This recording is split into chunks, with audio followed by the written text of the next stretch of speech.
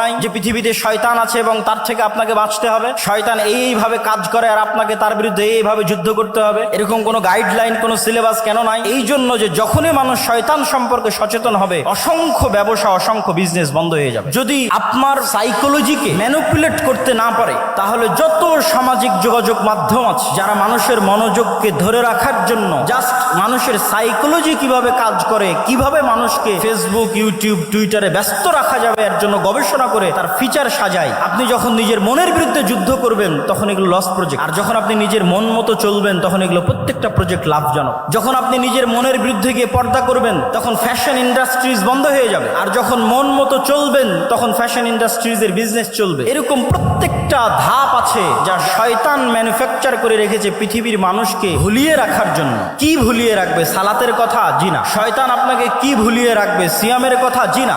শয়তান আপনাকে ভুলিয়ে রাখবে মৃত্যুর কথা। আলহাকুমুত তাকাসুর হাত্তা যুরতুমুল মাকাবির।